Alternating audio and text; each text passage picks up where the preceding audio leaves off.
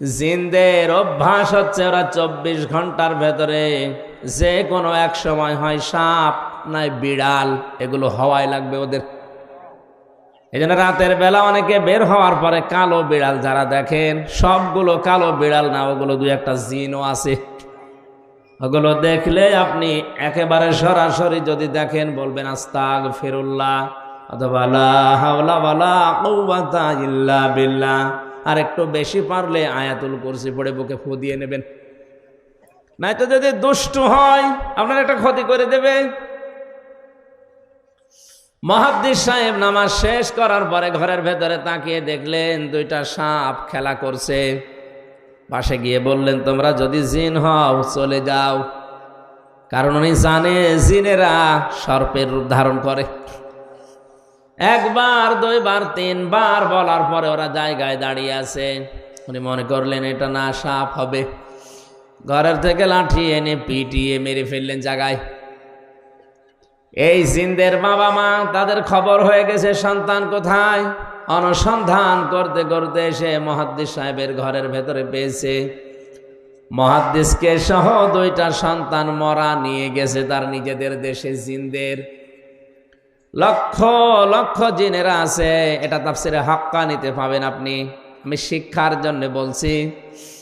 লক্ষ লক্ষ জিনদের সামনে জিনের পিতা ডাক দিয়ে বললেন, মুহাদ্দিস সাহেব, আপনি আমার দুইটা সন্তানই পিটিয়ে মেরে ফেলেছেন। আমি ইচ্ছা করলে কোরআনের নির্দেশ অনুযায়ী আপনাকেও মেরে ফেলতে পারি। কারণ কেউ যদি কাউকে হত্যা করে তার তিনটা শরত আছে। 1 নম্বরে তাকে মেরে ফেলা লাগবে।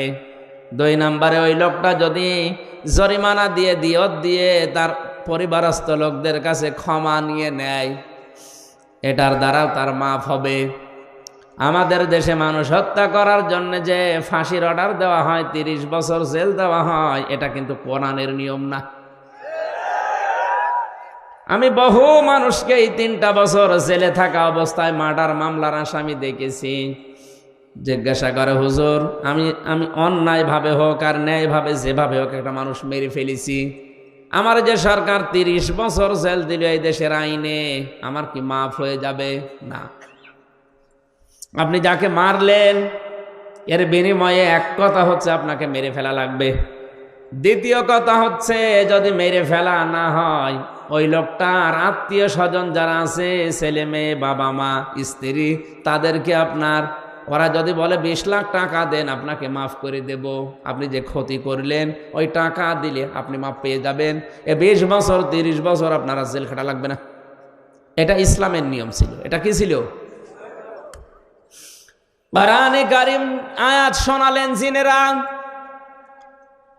ইয়া আইয়ুহাল্লাযীনা আমানু কুতিবা আলাইকুমুল কিসাসু ফিল কতলা। ওহে যারা ঈমানের দাবি করো তাদেরকে বলছি, হত্যার বদলে হত্যা এটা আমি আল্লাহ লিখে দিলাম। কি করলাম? আরো জোরে বলেন। আল্লাহ কিন্তু ফারাজা শব্দটা দেননি। আলেম যারা আছেন তাদেরকে বলছি আল্লাহ কতিবা দিয়েছেন। ফরজ শব্দ দিলেও তো অর্থ হয়ে যেত, কাতাবা দিলেন কেন? আমি যদি এখন এখানে সভাপতি যিনি আছেন বলি যে এই জমিটা আপনাকে আমি দিয়ে দিলাম মৌখিক, এর কোনো দাম আছে? কারণ জমিও আমার না, এ দেওয়ার ক্ষমতাও আমার নেই। আর আমি যদি এই জমির মালিক যিনি, তাকে দিয়ে দলিলে সই স্বাক্ষর করে লিখে ওনার হাতে বলে এই যে লিখিত, ওই জিনিসের দাম নেই। আরো আসতে বলেন। আল্লাহ শুধু ফারাজন শব্দ দিলে দিতে পারতেন, না দিয়ে কতিবা দিয়ে এটা জানিয়েছেন যে বিধানটা ছোটখাটো না, গুরুত্বহীন না, এটা কিন্তু লিখে সই স্বাক্ষর করে দলিল করে দিলাম, এর দাম আছে। এদেশে যারা দায়িত্বে আছে আজ 53 বছর, এই আয়াতটা যদি ঠিক এইভাবে বুঝে স্বাধীনতার পরে এদেশের সংসদে আয়াতটা কায়েম করে দিতে পারত, বঙ্গবন্ধু হত্যার বিচার আমরা অনেক আগে পেয়ে যেতাম। সুতরাং সঠিকভাবে যদি বিচার ব্যবস্থায় এই আয়াতটা এখন যারা দায়িত্বে আছে সংসদে কায়েম করতে পারে, আগামীতে কিয়ামতের আগে দেশে আর অন্যায় কোনো মার্ডার হবে না। গ্যারান্টি আল্লাহর। আল্লাহর গ্যারান্টি আজ পর্যন্ত মিথ্যা হয়নি, হওয়ার সম্ভাবনা নেই। কথা বলেন না কেন? আপনি একটু মেনে দেখেন না কেন? ফামান তাবিআ হুদায়া ফালা খাউফুন আলাইহিম ওয়ালা হুম ইয়াহজানুন। আল্লাহ পাক বলেন যে হেদায়েত পাঠিয়েছি, এটা যদি অনুসরণ অনুকরণ করে চলতে পারো, আমি গ্যারান্টি দিলাম কোনো ভয় নেই, কোনো চিন্তা নেই। যে সমস্ত ভয়গুলো মানুষ আজ করে, যে রাস্তায় গেলে আমরা অনেকেই খুন হয়ে যাই, বাড়িতে থাকলে অনেকে গুম হয়ে যায়, এই ভয়টা কোরআন গ্যারান্টি দিচ্ছে যে থাকবে না। আর কোরআন যদি না থাকে, ও ভয় দিন দিন আরো বাড়বে।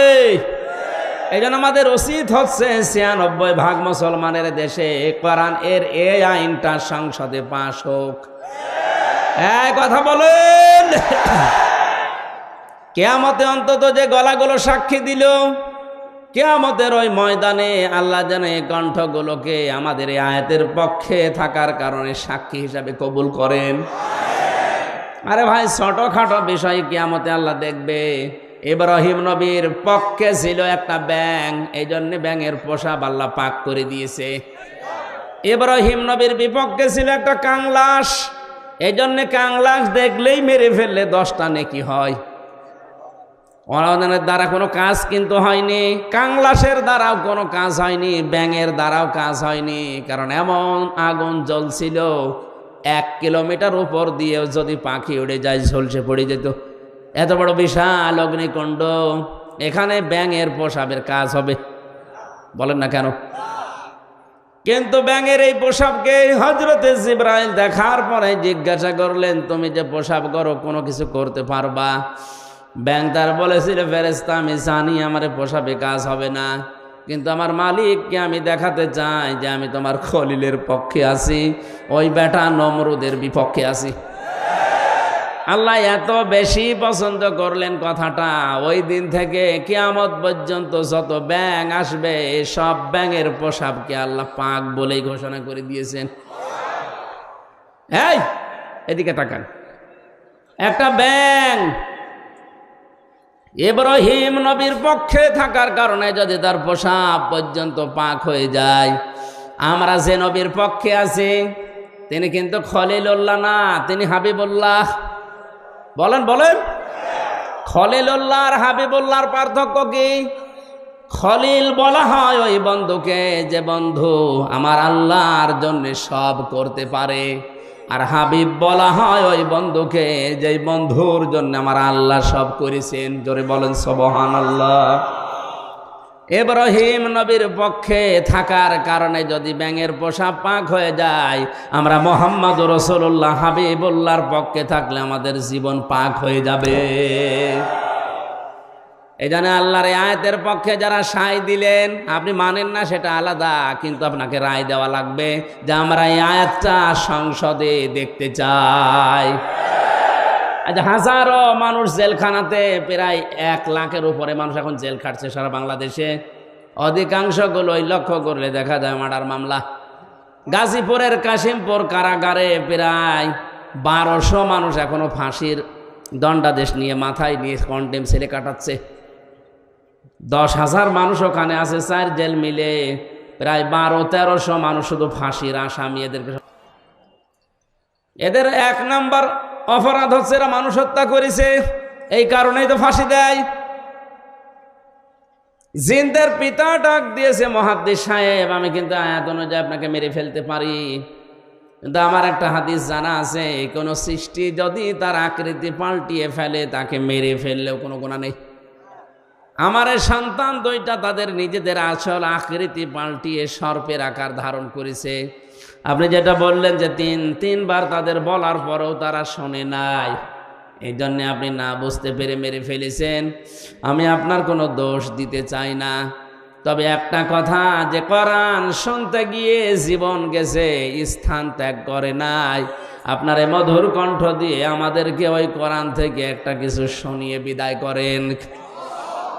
মুহাদ্দিস শাহ ওয়ালিউল্লাহ দেহলভী রহমতুল্লাহ আলাইহি তার মধুর কণ্ঠ দিয়ে কোরআনের সবচাইতে সুন্দর সূরা যেটা সূরা রহমান তেলাওয়াত করে শোনালেন, আর রহমানু আল্লামাল কুরআন খলাকাল ইনসানা আল্লামাহুল বায়ান।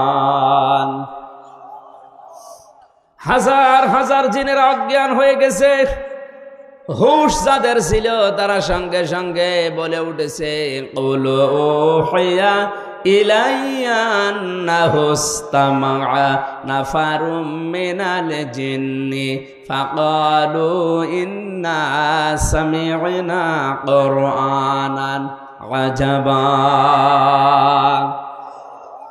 তারা বলেছে অবশ্যই যে ওহী শুনলাম এটা আশ্চর্য কোরআন। শব্দের দিকে খেয়াল করেন, ইয়াহদি ইলার রুশদি ফাআমান্না বি। এই এদিকে তাকান, ইয়াহদি ইলার রুশদি ফাআমান্না বি। যে কয় মিনিটে আমরা কোরআন শুনেছি, এ কোরআন আমাদেরকে হেদায়েতের পথ বলে দিয়েছে। আপনি মনে হয় বুঝতে পারেননি, জেনেরা কোরআন শুনেছিল কয়দিন? মাত্র কয়েক মিনিট। কয়েক মিনিট লাগে সূরা রহমান পড়তে। এই কয়েক মিনিট শোনার পরে তাদের সিদ্ধান্তের দিকে তাকান, ইয়াহদি ইলার রশদি ফাআমান্না বি। এ কোরআন আমাদেরকে হেদায়েতের পথ বলে দিয়েছে, আমরা ঈমান আনলাম। ওয়ালান নুশরিকা বিরাব্বিনা আহাদা। জীবন চলে গেলেও কোনোদিন আল্লাহর সাথে আমরা শরীক করব না। এখানে আলেম নেই? এই যে আলেম বসে আছে দুইটা, জিজ্ঞাসা করেন মোজারের আগে লান আসলে অর্থ হয় কখনোই না। আমার শিক্ষা দেওয়ার বিষয়, জিনেরা মাত্র কয়েক মিনিট কোরআন শুনে যদি এত বড় বড় সিদ্ধান্ত নিতে পারে যে আমরা সব পথ ভুলে গেছি, আমরা হেদায়েতের পথ পেয়ে গেছি, আমরা ঈমান এনেছি, কোনো দিন জীবন চলে গেলেও আল্লাহর সাথে শরীক করব না। আর আমরা সেই জন্মের পর থেকে কোরআন শুনে আসছি। আমাদের কি এখনো শিরিক বন্ধ হয়েছে? আসতে বলেন। আমরা ঈমান আনতে পেরেছি না। অনেকেই আমরা জানি যে অজু করলে অজু ভেঙে যায় 7টা কারণে, নামাজ পড়লে নামাজ ভেঙে যায় 19টা কারণে। কথা বলেন না কেন? ঈমান আনলে ঈমান ভেঙে যায় 10টা কারণে। এখানে যত মানুষ বসে আছে শুধু বিজ্ঞ আলেমগুলো বাদ দিয়ে যদি জিজ্ঞাসা করা হয়, ভালো ভালো মুসল্লি পর্যন্ত বলতে পারবে না যে ঈমান ভাঙার যে 10টা কারণ। পারবে না? ওর মনে নেই। ঈমানও ভেঙে যায়, মানুষের আমলও ভেঙে যায়। এখন যদি বলেন আমলের আবার হাত পা আছে নাকি ভেঙে যায়? হ্যাঁ, আমল ভাঙে। আমল কিভাবে ভাঙে আমি বলবো। এই এলাকায় যদি কারো আমল ওরকম থাকে, ভেঙে গেলে আমার কিছু করার নেই। আল্লাযীনা কাফারু ওয়া সাদ্দু আন সাবিলিল্লাহি আযাল্লা আমালাহুম। সূরা মুহাম্মদের প্রথম আয়াতে আল্লাহ জানিয়েছেন, যারা কুফরি করে আর যারা আল্লাহর পথে বাধা সৃষ্টি করে, আযাল্লা ইউদিল্লু বাবে ইফআল, বাংলা অর্থ দাঁড়িয়েছে আমলের বহুবচন আমাল। কোন মানুষ যদি কুফরি করে আর আল্লাহর পথে বাধা সৃষ্টি করে, সে যেভাবে হোক ওর জীবনের পেছনের আমল আল্লাহ সব নষ্ট করে দিয়েছে, ভেঙে ফেলেছে। এ কোরআন শুনতে আসবে মানুষ আল্লাহর পথে না শয়তানের পথে? আরো জোরে বলেন। মাওলানা আমিনুলকে এছাড়াই বাধা দিয়েছে। আমি সজ্ঞানে স্বেচ্ছায় একেবারে বাস্তবতার সাথে মিলিয়ে কোরআন সামনে নিয়ে বলছি, আপনি নামাজ পড়তে পারেন, পাগড়ি মাথায় দিতে পারেন, হজ করতে পারেন, কোরআন অনুষ্ঠান চালু হবে বাধা দেওয়ার জন্য যারাই বিভিন্ন কায়দায় চেষ্টা করেছেন, আপনার আমল ভেঙে গেছে। কোন হুজুর নিয়ে আসবেন? এবার নিয়ে আসেন। যদি মনে করেন না বানিয়ে বলছি, সূরা হুজুরাতের 2 নম্বর আয়াতের ব্যাখ্যা আছে। বিশ্ব নবীর উপরে যদি কেউ কথা বলে তাহলে তার আমল আল্লাহ নষ্ট করে দেয়, অথচ লোকটা জানেও না যে আমার আমল নষ্ট হয়ে গেল কি করে।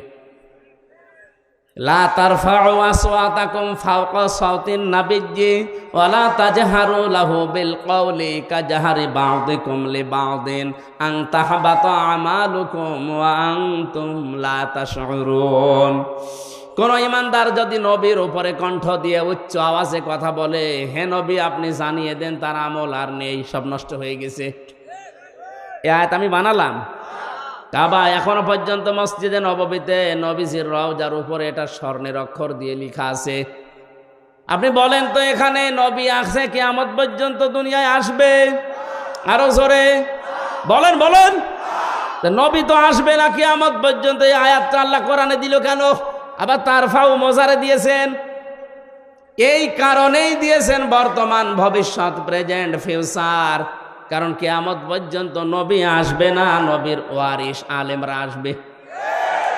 মাওলানা আমিনুল যাই হোক, ওনারে নিয়ে অনেক সমালোচনা আমিও শুনেছি হোক, কিন্তু নামের আগে তো আলেম লিখা আছে। কথা বলেন না কেন? আপনি এটা অস্বীকার করতে পারবেন যে উনি কামেল পাস করেনি? অন্তত এই দেশের শিক্ষা ব্যবস্থা অনুযায়ী উনি তো আলেম, এই দেশে সবাই জানে মাওলানা আমিনুল সিরির বন্দরের আলেম। আপনি যাই করেন না কেন, উনি তো আর গানের অনুষ্ঠান দেয়নি যে আপনি বন্ধ করে দেবেন। কোরআন শোনার যে ব্যবস্থা করার জন্য চেষ্টা চালিয়েছিল, এমনি এমনি চোখ দিয়ে ওর পানি বের হয়নি। একটা মানুষ কতটা দুঃখ পেলে 15 দিন ঘুমাতে পারেনি, আপনাদেরকে কোরআনে কারিম শোনাবে এই জন্যে। সুতরাং কোরআন শুনতে যারা বাধা সৃষ্টি করেছেন, সে যেভাবেই হোক না কেন আপনার আমল কিন্তু ভেঙে গেছে। এই এদিকে তাকা। নামাজ ভেঙে যাওয়ার কারণ আমরা জানলাম কয়টা? 19টা। কয়টা? ওযু ভেঙে যাওয়ার কারণ কয়টা? আমল ভেঙে যাওয়ার কারণ কয়টা? 2টা। আন্দাজে শুনছে।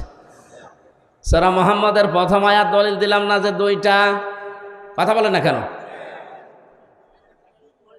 পৃথিবীর যে কোনো জিনিস আপনি দেখবেন সেটা নষ্ট হয়ে যাওয়া, ভেঙে যাওয়ার একটা পথ আছে। আমাদের যে আমল আছে, এই আমল ভেঙে যায় এই কারণে, নামাজ ভেঙে যায় এই কারণে, রোজা ভেঙে যায় এই কারণে, হজ ভেঙে যায় এই কারণে, যাকাত নষ্ট হয়ে যায় এই কারণে। যাকাত নেওয়ার জায়গা আছে 8টা। কয়টা? 8টা বাদ দিয়ে যদি মানুষ 9 নাম্বার জায়গায় দেয়, তাহলে ওই যাকাত ভেঙে যাবে, নষ্ট হয়ে যাবে।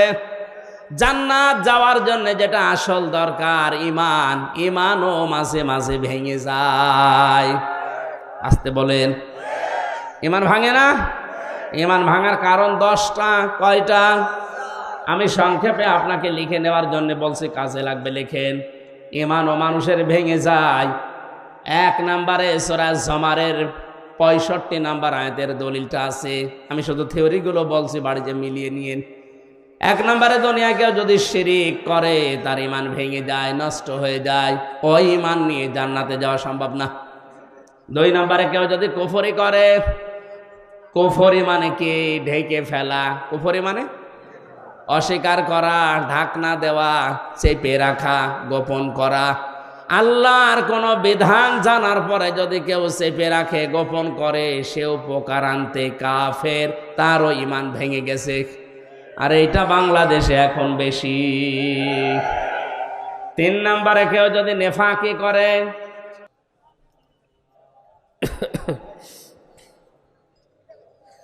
দাও খোদা দাও আমায় আবার ওমার দারাজ দিল, দাওয়ালির মতো বীর সেনানি জাগাতে নিখিল। দাও খোদা দাও আমায় আবার ওমার দারাজ দিল। হামজাকে দাও ঘরে ঘরে জীবন দিতে ওয়াকাতরে। হামজাকে দাও ঘরে ঘরে জীবন দিতে ওয়াকাতরে। আবার কাবা ভাঙতে এলে পাঠাও আবাবিল। দাও খোদা দাও আমায় আবার ওমার দারাজ দিল। সচ্চা ঈমান দিয়ে পাঠাও শত সাহাবা, যাদের দেখে বিশ্ব আবার বলুক মারহাবা। আবার পাঠাও আবু বকর, ফিতনা ফাসাদ আসুক সমর। অনড় পাহাড় সম দাও সে মনের মিল। দাও খোদা দাও আমায় আবার ওমার দারাজ দিল। আমার ভাইরা, আমি মাওলানা আমিনুলের কথা এমনি বলি না, যেহেতু নবীজির ইন্তেকালের আগে যে কথা ছিল গুরুত্বপূর্ণ কয়টা, তার ভেতরে এটা একটা। আল উলামা ওয়ারাসাতুল আম্বিয়া, আলেমরা আমি নবীর ওয়ারিস। আমি হয় মাওলানা আমিনুল, মাওলানা হোসাইন, মাওলানা হারুন, যাই হয়ে দেশে আলেম যারাই আছে, আপনি বিশ্বাস করতে পারেন এদের আমল আখলাক ত্রুটি বিচ্যুতি থাকতে পারে, কিন্তু এরা নবীর ওয়ারিস। কিয়ামতের ময়দানে আল্লাহ পাক যদি বিচারও করে আলেমদের, সবার সম্মুখে করবে না, কুদরতের পর্দা দিয়ে ঢেকে নিয়ে গোপনে বলবে এগুলো করেছিলি। এই জন্য একটা মনে সান্ত্বনা আছে, কিয়ামতে অন্তত আল্লাহ মানুষের সামনে অপমান করবে না। শাস্তি যদি দিতেও চায় আল্লাহ গোপনে দেবে। আল্লাহর কাছে আমাদের জীবনের আলেমদের কাকুতি মিনতি, আল্লাহ তুমি গোপনে মাফ করে দিও। তোমার সাত্তার নামের ওসিলায় যেভাবে গোপন করে দিয়েছো, দুনিয়ায় কেউ জানে না। আমির হামজা, মাওলানা হোসাইন, মাওলানা আমিনুল কি করেছে অনেকে জানি না, তোমার জানা আছে। কিয়ামতে যেদিন বিচার বসাবে আল্লাহ কুদরতের ওই জায়গাতে যেন তুমি গোপনেই মাফ করে দাও। আমার ভাইরা, এই জন্য ওনার ওপরে যদি কেউ কণ্ঠস্বর নিয়ে কথাও বলেন, ওনার আমল আখলাক যাই থাকুক না কেন, আপনারটা কিন্তু আল্লাহ নষ্ট করে দেবে। আমি ইমান ভাঙার যে 10টা কারণ বলেছি লিখে নেওয়ার জন্য, যাদেরকে লিখে নিয়েছেন হয়তো 3 নম্বরে নেফাক, যাদের ভেতরে আছে মোনাফিকি, ওপরে ফিটফাট, ভেতরে সদরঘাট, আপনার ইমান ভেঙে গেছে। আমি একটা উদাহরণ তাফসীর থেকে লিখেছি, যারা সব ধর্মকে সমান মনে করে ওদের ইমান নষ্ট হয়ে গেছে। আরে দেশে এরকম অনেক মানুষ এখন দিন দিন বাড়ছে। সব ধর্ম সমান আপনি বিশ্বাস করা তো দূরের কথা, আপনি বলেন কি করে? যে দলিলগুলো আপনি দেন যে লাকুম দীনুকুম ওয়ালিয়া দিন, লা ইকরাহা ফিদ্দিন, এই আয়াতের অর্থ আপনি নিজেই ভুল করছেন, নিজেই উল্টাপাল্টা করে ইমান হারাচ্ছেন, মানুষকেও হারাতে বাধ্য করছেন। যারা বিভিন্ন পূজা মণ্ডপে গিয়ে কথা বলে যে আমরা সার্বজনীন সনাতন ধর্মে এই অনুষ্ঠানে হাজির হইলাম, এ কথা যদি কেউ বিশ্বাস নিয়ে বলে থাকে, ওর ইমান নষ্ট হয়ে গেছে। কারণ সার্বজনীন ধর্ম একটাই দুনিয়ায়, তার নাম ইসলাম। আর সনাতন ধর্ম মনে করি অনেকেই বলি হিন্দু ধর্ম না, সনাতন মানে পুরাতন। সনাতন মানে এ পৃথিবীতে সব চাইতে পুরাতন ইসলাম, এর আগে কিছু ছিল না। এক কথা বলে না কেন? পৃথিবীর প্রথম মানব যিনি হযরতে আদম, তার ধর্ম কি? আরো জোরে। সুতরাং এ কথা কারা প্রচার করেছে আমরা জানি না, যে সনাতন ধর্ম মানে হিন্দু ধর্ম, এটা মিথ্যা কথা। সনাতন ধর্মই পৃথিবীতে ইসলাম। ইন্নাদ-দীনা ইনদাল্লাহিল ইসলাম, আল্লাহর কাছে একমাত্র ধর্মের নাম ইসলাম। এজন্য ধর্মের আগে আলিফ লাম আছে। এখানে যারা গ্রামার বোঝে, আলিফ লাম 4 প্রকার। এখানে যে আলিফ লাম দেওয়া আছে নির্দিষ্ট করার জন্যে। আমি যদি মাওলানা হোসাইনকে বলি ভাই আমি দিনাজপুরে যাব, উনি যদি বলে এই যে এই রাস্তাটা, এর আগে তাহলে তরিকের আগে আলিফ লাম দেওয়া লাগবে। তরিক এই একটাই রাস্তা, কিন্তু দিনাজপুরে যাওয়ার জন্য এখনো 4-5টা রাস্তা আছে। তখন আর তরিকের আগে আলিফ লাম দেওয়া যাবে না, কারণ এটা অনির্দিষ্ট। যে কোনো রাস্তা দিয়ে আমি যেতে পারি, দিনাজপুরে পৌঁছালেই হলো। কিন্তু কোন রাস্তা দিয়ে দিনাজপুরে গেলে আপনি পাবেন না, শুধু এই রাস্তাটা ছাড়া। তখন তরিক বা রাস্তার আগে কি লাগবে? আলিফ লাম কি লাগবে? যত ধর্ম দুনিয়ায় আছে সব ধর্মের ব্যাপারে আল্লাহর বক্তব্য এই, সবগুলো শয়তানের আবিষ্কার করা, আমি আল্লাহর আবিষ্কার করা ইসলাম। আমাইয়াবতাগি গায়রাল ইসলামি দীনান ফালা ইকবালা মিনহু, ইসলাম বাদ দিয়ে অন্য কোন ধর্ম নিয়ে, অন্য কোন জীবন ব্যবস্থা নিয়ে কেউ যদি আল্লাহকে রাজি করতে চায়, ওর জীবনের কোনো কিছু আল্লাহ কবুল করছে না, করবে না। তাহলে আয়াতগুলো দ্বারা কি প্রমাণ হয়? সব ধর্ম সমান? আরো জোরে। অনেকে এখন ফতোয়া বের করছে যে আমরা উদারতা দেখাতে গিয়ে বলি আপনি কি আল্লাহর চাইতে বেশি উদার? আশা করছে এটা যারা ভুল বুঝে হোক আর জেনে শুনে হোক ষড়যন্ত্র করে বলছেন, আপনার ঈমান ভেঙে গেছে। 4 নম্বরে, নবী ছাড়া যারা অন্য কারো আদর্শ ভালো মনে করে। কয়েকদিন আগে একটা জরিপ পেয়েছিলাম, এদেশে বিশ্ব নবীকে একমাত্র আদর্শ মেনে চলে মাত্র 100 জনের 15 জন। তাহলে এই যে পয়েন্টগুলো আমি কোরআন থেকে হাদিস থেকে লিখেছি, প্রত্যেকটার পেছনে হায়াতের দলিল আছে। আমি দলিলগুলো লম্বা করে বলতে পারছি না, শুধু আমার সাবজেক্টে যাব। তাই যারা আজ বিশ্ব নবী বাদ দিয়ে অন্য কাউকে আদর্শ মানে, তাদের সংখ্যা এই দেশে 85 জন। কত? আর একমাত্র যারা বিশ্ব নবীকে উসওয়াতুন হাসানা মানে, ওদের সংখ্যা মাত্র 15 জন। আপনি হিসাব করে বলেন, আমরা খালি চিল্লাই যে দেশে 96% মুসলমান। হ্যাঁ, মুসলমান আছে, ওই আদমশুমারিতে আছে, আর ওই আগা কাটা আছে। অনেকেই ভাবে যে আগা কেটে দিলেই মুসলমান। ছাগল কি? ছাগলের তো দিয়ে, ছাগলের দেয় না। না, ভুল যারা করছেন আপনাকে সংশোধনী দিলাম, আশা করছে আপনার বিবেক খুলবে। এরপরেও যদি আপনি একেবারে সে আবু জেহেলের মতো অনড় হয়ে থাকেন, আমার মনে হয় আপনার হেদায়েত কপালে আর নেই। 5 নম্বরে, আল্লাহর বিধান যাদের ভালো লাগে না, এটা সূরা মুহাম্মদের 9 নম্বর আয়াতে আছে। এদেশে এখন নেই। একই আল্লাহর বিধান কোরআনে কারিমে আকিমুস সালাত খুব আদায় করছে, আতুজ যাকাত খুব দিয়ে দিচ্ছে, কিন্তু একই আল্লাহর বিধান আকিমুদ্দিন, দিন কায়েম করো, ওয়ালা তাতাফাররাকু ফি, এই বিষয়ে কোনো ফতোয়াবাজি করো না। এখানে ওর খবর নেই। দিনটা যে কায়েম করা ফরজ নামাজের মতো, রোজার মতো, অনেকেই জানেও না ও মানেও না। অথচ পৃথিবীতে যত নবী এসেছিলেন, আমি আলেমদের বলছি, প্রত্যেকটা নবীর শরীয়তে কম বেশি কোনো মাসলা মাসাইল নিয়ে একটু ঝামেলা ছিল। হয়তো অনেক নবীর সাথে আমাদের নবীরটা মেলেনি। যেমন হযরতে মুসা আলাইহিস সালামের জামানায় কারো শরীরে যদি লাপাক লেগে যেত, ওই জায়গাটা এরকম মুছে ফেললেই হয়ে যেত।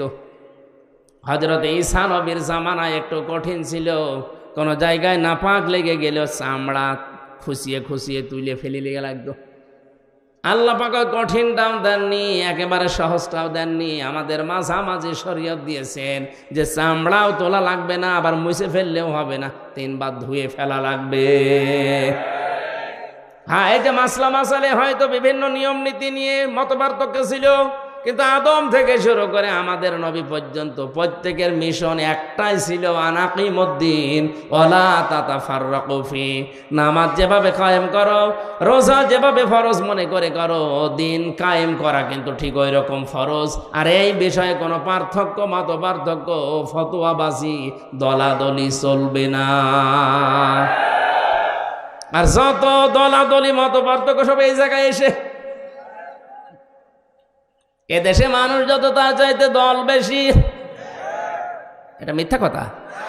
কারণ এমনও লোক আছে 1 জন 2 3 দল করে, যখন যে দল উনি ওই দলের কর্মী, যেদিকে বৃষ্টি পড়ে ওইদিকে ছাতা ধরে, এরকম মানুষ আছে না নেই?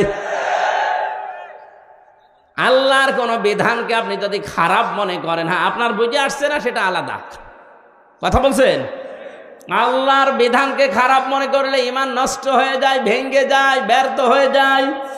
6 নম্বরে, দিনের কোন বিধানকে নিয়ে কেউ যদি কটাক্ষ করে, উপহাস করে, মর্যাদা দিতে না চায়। এটা আজ দিন দিন বাড়ছে। আল্লাহর বিভিন্ন বিধান নিয়ে মানে তো না, আরো কটাক্ষ করে, আরো উপহাস করে উড়িয়ে দেয়। আমি একটা উদাহরণ দিচ্ছি আল্লাহর কোরআন থেকে, একটু খেয়াল করে শোনেন। কোরআনের কোন আয়াত বোঝার জন্য কেউ যদি চেষ্টা করে, তার কিন্তু 500 রাকাত নফল নামাজের সওয়াব হয়। ইন্নাল্লাযীনা কাযযাবু বিআয়াতিনা ওয়াস্তাকবারু আনহা লা তুফাত্তাহু লাহুম আবওয়াবুস সামা ওয়া লা ইয়াদখুলুনাল জান্নাহ। আল্লাহ পাক বলেন, হে নবী, নিশ্চয় যারা আমি আল্লাহর আয়াতকে অবিশ্বাস করে, মিথ্যা মনে করে, আর যখন আমার আয়াত দিয়ে ওয়াজ করা হয়, তাফসির করা হয়, ব্যাখ্যা করা হয়, সতর্ক করা হয়, ও মানুষ সতর্ক না হয়ে অহংকার করে আরো উঠে চলে যায়। ওয়াস্তাকবারু আনহা, ইস্তেকবার করে, অহংকার করে, দাম্ভিকতা দেখিয়ে মুখ ফিরিয়ে চলে যায়। লা তুফাত্তাহু লাহুম, তোফাত্তাহু মুজারে, বর্তমান, ভবিষ্যৎ, প্রেজেন্ট, ফিউচার, তার জন্য খোলা হচ্ছে না, হবে না। আবওয়াবুস সামা, বাবের বহু বচন আবওয়াব, বাব মানে দরজা, আবওয়াব মানে দরজা সমূহ, সামা মানে আকাশ, আকাশের একটা দরজাও তার জন্য খোলা হচ্ছে না, হবেও না। এতটুকু আল্লাহ শেষ করেননি, পরবর্তী কথা আরো কঠিন। ওয়ালা ইয়াদখুলুনাল জান্নাহ, ওরা জান্নাতে যাচ্ছে না, যাবে না। আপনি হিসাব করছেন পেছনের হাত দিয়ে। আজ যারা আল্লাহর আয়াতকে অবিশ্বাস করেন, কটাক্ষ করেন, মিথ্যা মনে করেন, অহংকার করে মুখ ফিরিয়ে চলে যান, আপনার কিন্তু জীবনের বড় ক্ষতি দুইটা। আকাশের দরজা সব সময় আপনার জন্য বন্ধ, আপনার আমল ওঠা বন্ধ হয়ে গেছে। 2 নাম্বার, আপনি জান্নাতে কোনোদিন যাচ্ছেন না, যাবেনও না। আল্লাহ একটা উদাহরণ দিচ্ছেন, হাত্তা ইয়ালিজাল জামালু ফি সামিল খিয়াত। হাত্তা মানে যতক্ষণ পর্যন্ত, ইয়ালিজা মানে প্রবেশ করা, যতক্ষণ পর্যন্ত প্রবেশ না করে সূচের ওই ছিদ্র দিয়ে উট, তার মানে সূচের ছিদ্র দিয়ে উট প্রবেশ করা যেরকম অসম্ভব, ওই মানুষগুলোর আল্লাহর জান্নাতে যাওয়া ওই রকম অসম্ভব। আল্লাহ উদাহরণটা দিয়ে জানিয়েছেন, বান্দা, তোর জন্য আমার জান্নাতে যাওয়া সম্ভব না। সুতরাং আল্লাহর আয়াত নিয়ে যারা কটূক্তি করছেন, তারা থামেন, আপনার জন্য জান্নাতে যাওয়া সূচের ছিদ্র দিয়ে উট যাওয়ার মতো কঠিন। আল্লাহ শেষ করে দিলে হয়তো আমি বলতাম না, এর পরবর্তী কথা আরো কঠিন। ওয়াকাযালিকা নাজিজিল মুজরিমিন, আল্লাহ বলেন এইভাবে করে আমি পাপিষ্ঠদেরকে শাস্তি দেব। লাহুম মিন জাহান্নামা মিহাদু ওয়া মিন ফাওকিহিম গাওয়াশ ওয়াকাযালিকা নাজিজিজ যালিমিন। এই যে মানুষগুলো যারা আল্লাহর আয়াত নিয়ে, আল্লাহর কোরআন নিয়ে, আল্লাহর বিধান নিয়ে কটূক্তি করে, উপহাস করে, এরা নামাজ পড়তে পারে, রোজা রাখতে পারে, দাড়ি রাখতে পারে, মারা যাওয়ার সঙ্গে সঙ্গে আমি আল্লাহ কবরটা জাহান্নাম বানিয়ে দেব। আল্লাহ শুধু এতটুকুই দেননি, আল্লাহ এর পরবর্তী শব্দের দিকে খেয়াল করেন, মিহাদু ওয়া মিন ফাওকিহিম গাওয়াশ, ওদের কবরের ভেতরে রাখার সঙ্গে সঙ্গে পেছনে নিচে যে বিছানাটা, এটা হয়ে যাবে আগুনের বিছানা, উপরে দেওয়া হবে আগুনের চাদর। জোরে বলেন নাউজুবিল্লাহ। এই আয়াতটা আমার চোখের সামনে যখন আসে, আমি দেখতে পাই এদেশে অনেকেই এখন এই আয়াতে শামিল। অথচ এরকম মানুষ মারা গেলে আমরা অনেকে উপরে ফুল দিয়ে রাখি। কথা বলে না কেন? সারা জীবন যে আল্লাহর আয়াতকে উপহাস করে, ঠাট্টা করে, আল্লাহর বিধানকে যার পছন্দ হয় না, এ মানুষটা মারা গেলে উপরে ফুল কেন? 2 তলা বিল্ডিং কেন? 15 তলা বিল্ডিং বানিয়েও কাজ নেই, কারণ আল্লাহ নিজে ওরে জাহান্নামের চাদরের বিছানা দেবে, জাহান্নামের চাদর দিয়ে ঢেকে দেবে। জোরে বলেন নাউজুবিল্লাহ। আমার ভাইরা, যেন ঈমান যেন আপনার ভেঙে না যায়, সতর্ক থাকবেন। 7 নম্বরে যারা জাদুকর, এদের ঈমান ভেঙে যায়।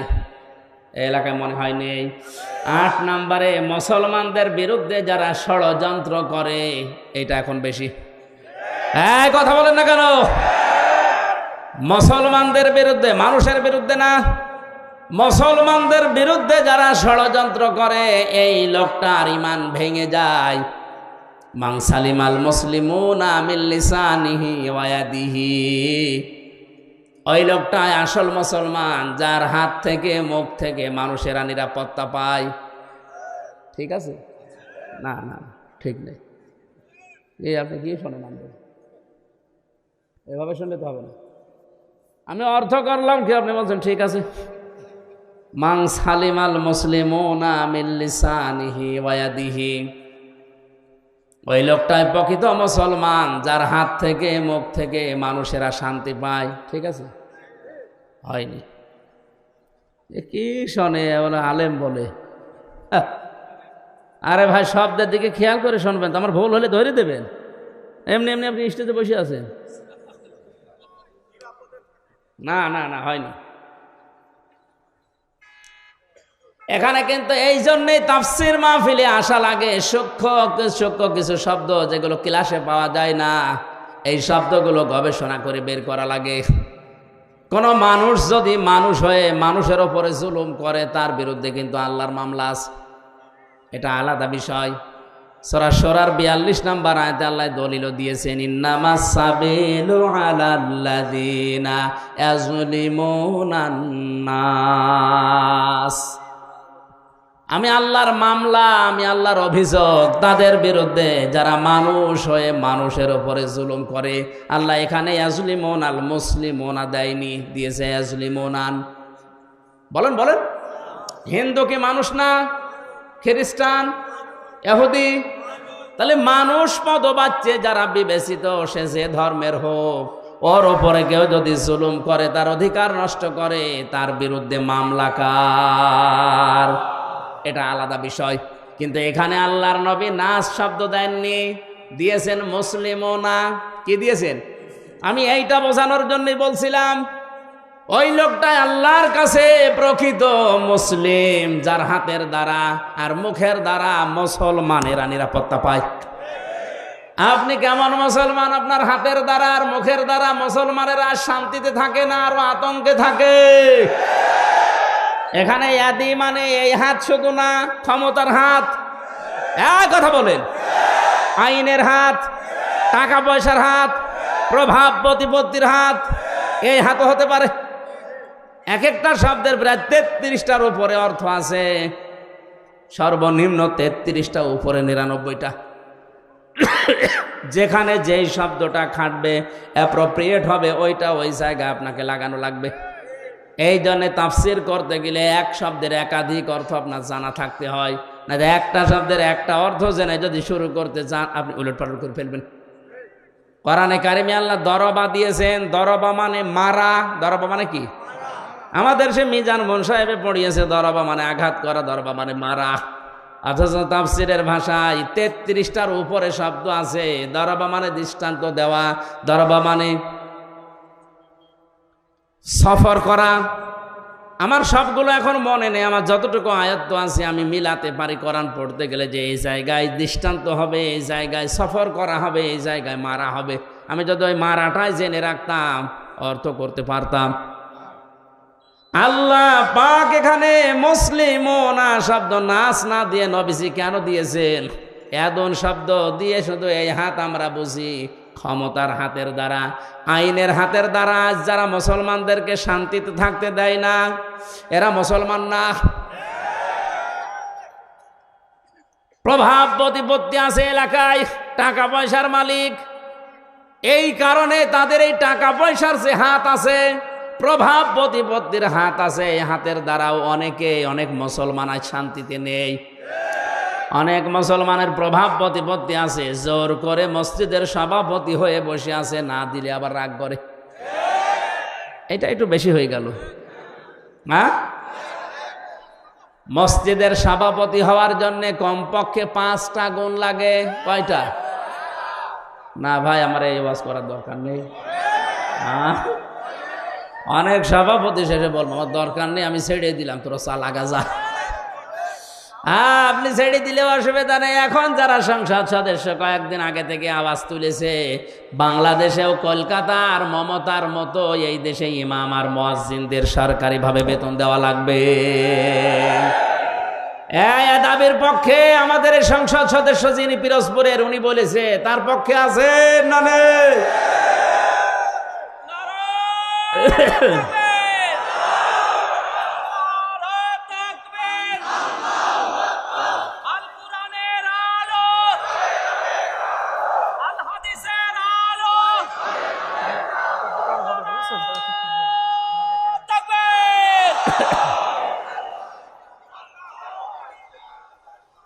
এই পৌরসভার মেয়র যিনি আছেন, ড্রেন পরিষ্কার করে, টয়লেট পরিষ্কার করে, তার যদি বেতন দেওয়া যায় 3 লক্ষ 3.5 লক্ষ, মসজিদের ইমামের বেতন আর মুয়াজ্জিনের বেতন দিতে গেলে আমাদের প্রধানমন্ত্রী পারবে না।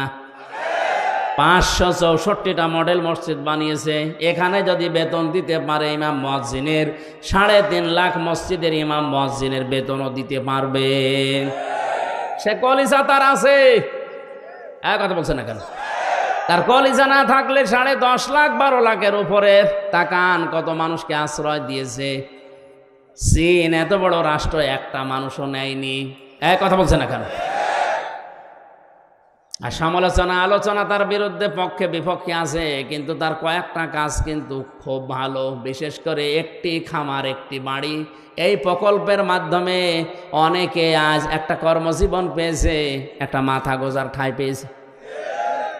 প্রধানমন্ত্রীর জীবনে কিছুই যদি আল্লাহর ভালো না লাগে, এই কাজটা ভালো হবে, কারণ এটা কোরআনে কারিমের সূরা মুদ্দাসসির থেকে নেওয়া।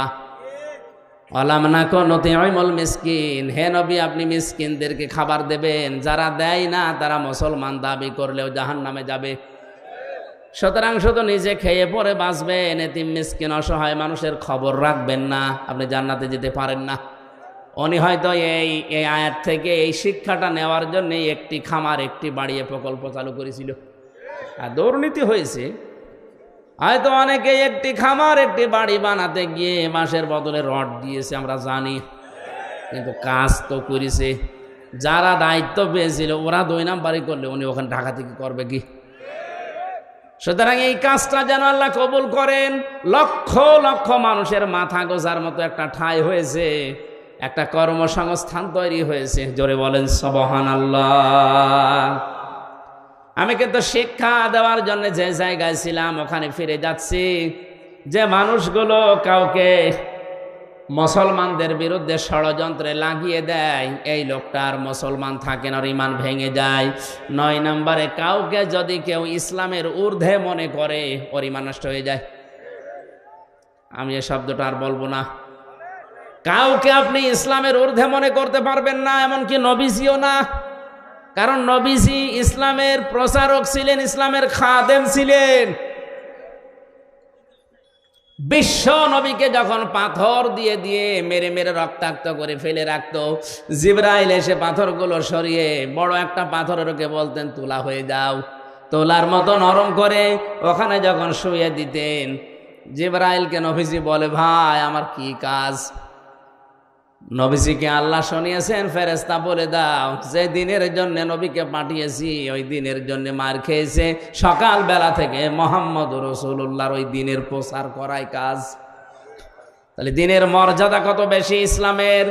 এজন্য ইসলামের ঊর্ধ্বে কাউকে মনে করা যাবে না, সে যেই হোক।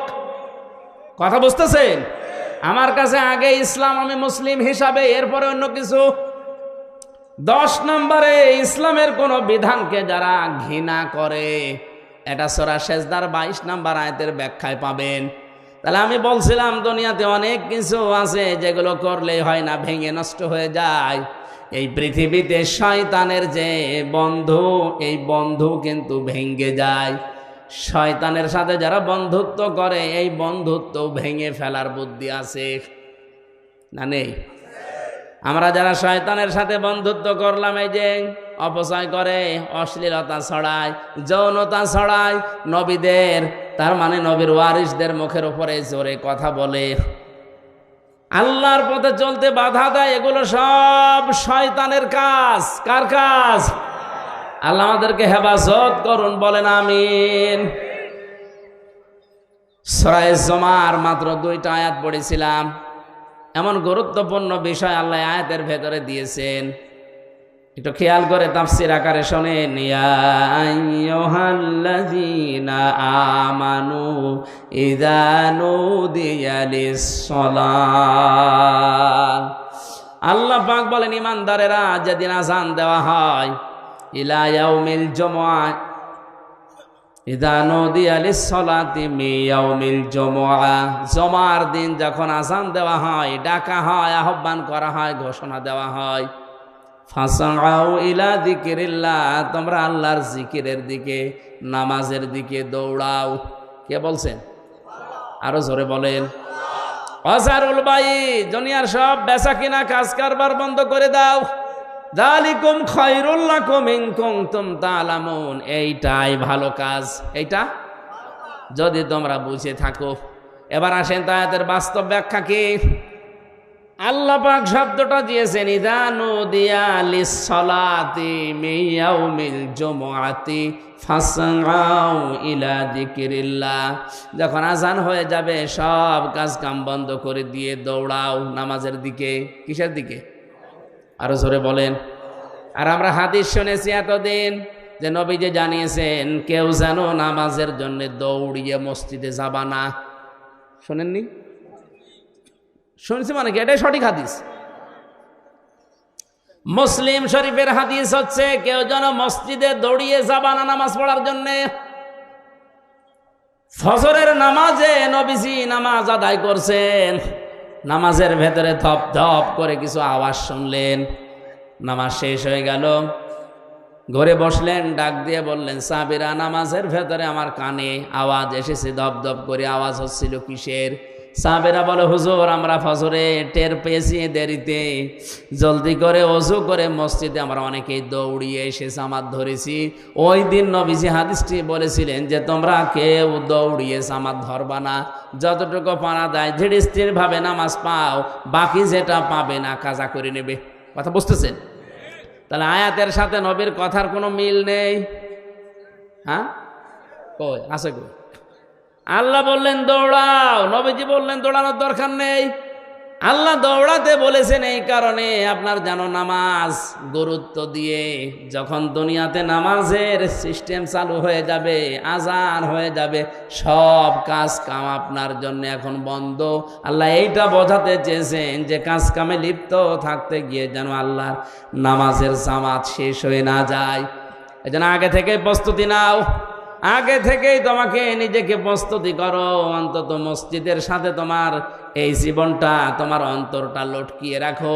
কিয়ামতের কঠিন ময়দানে মানুষ যখন পাবে, ঘামের ভেতরে হাবুডুবু খাবে, ওই সময় আরশের ছায়ায় যাদেরকে স্থান দেব তার 4 নাম্বার তারা, যারা দুনিয়াতে নামাজ পড়তে মসজিদে যায়, বের হয়ে গেলে আবার কখন যাবে এই ধান্দায় থাকে। জোরে বলেন সবাই। আমরা এই কাজ কারবারগুলো একটু আদায় করি। বলে ফাসাউ ইলা যিকিরিল্লাহর ব্যাখ্যা মানে দৌড়াতে বলেছে এই জন্যে যেন আপনি আগে থেকে প্রস্তুতি নেন, নামাজ যেন নষ্ট না হয়ে যায়। এই কারণে সব কাজ কাম বন্ধ করে দিতে বললেন। এদের সাথে বাংলাদেশের বাস্তবতার মিল হয় না, আমি অনেক ক্ষেত্রে দেখেছি। আল্লাহ বলছেন দৌড়াও নামাজের জন্যে, সব কাজ কাম বেচা কেনা দোকানপাট যত কিছু আছে বন্ধ করা লাগবে। কে বলছেন? আরো জোরে।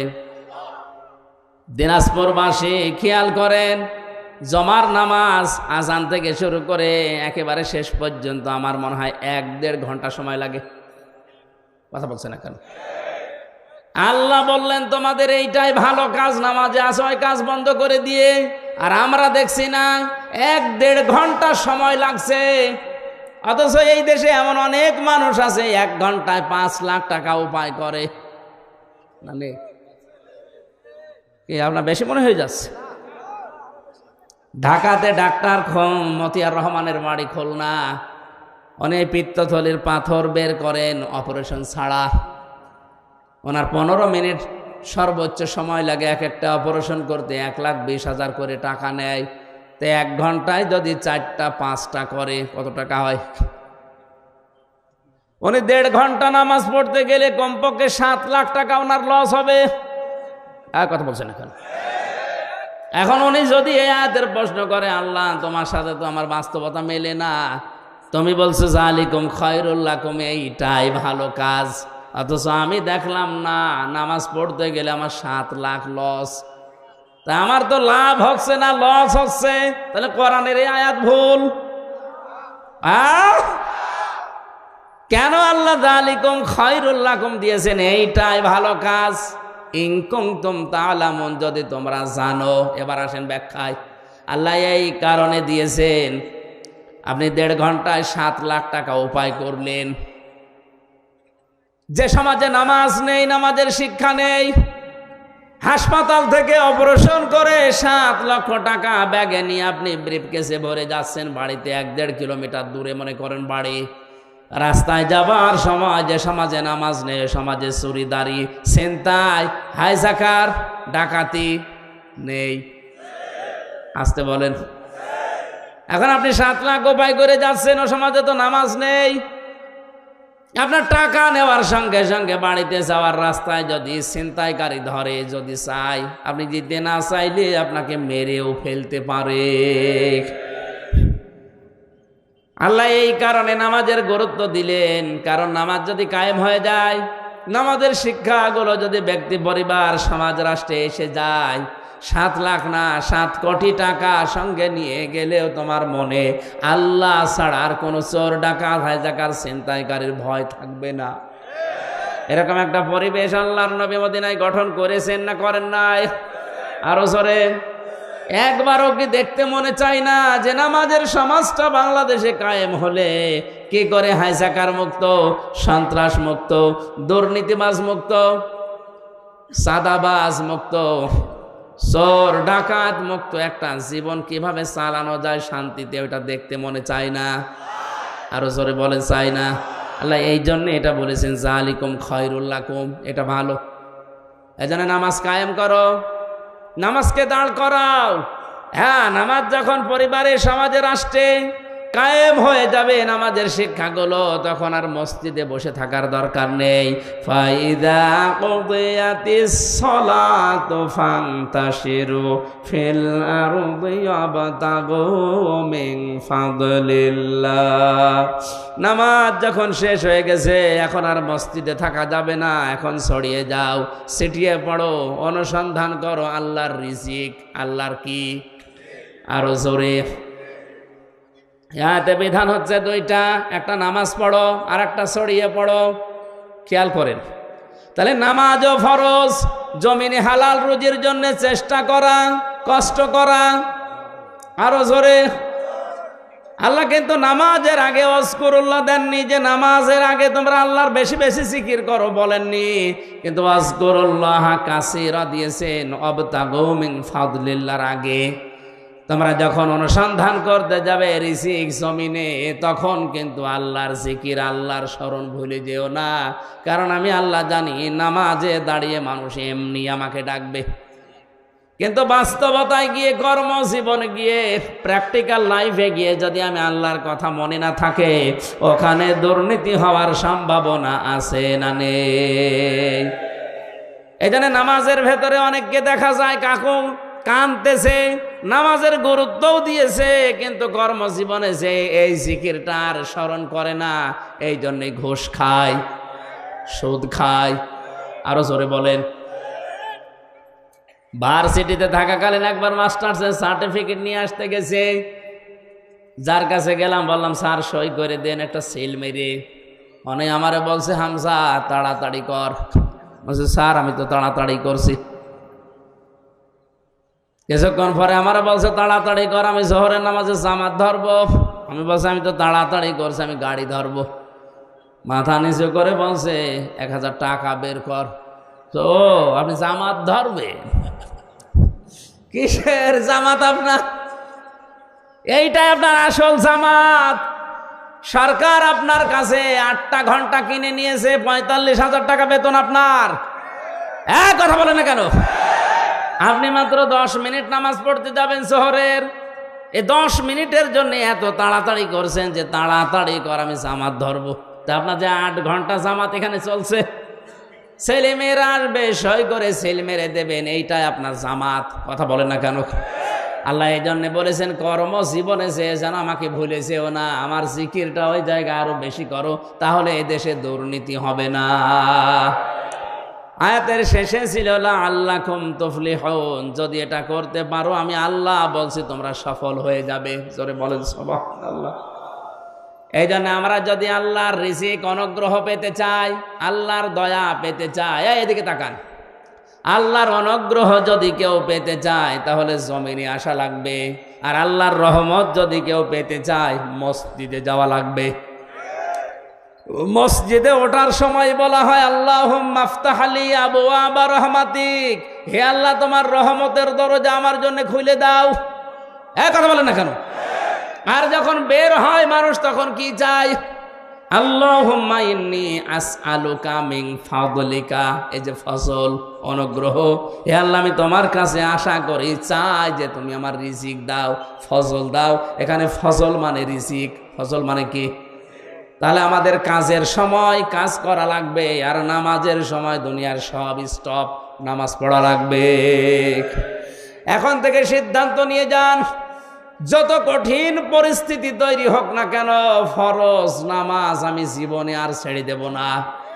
হ্যাঁ, আমি আর চাই করি না কেন, ফরজ নামাজ, নামাজ শেষ হয়ে গেলে মসজিদে আর বসেও থাকবো না, কারণ আল্লাহর নির্দেশ ফান্তাশিরু ফিল আরদি ওয়াবতাগু মিন ফাদলিল্লাহ।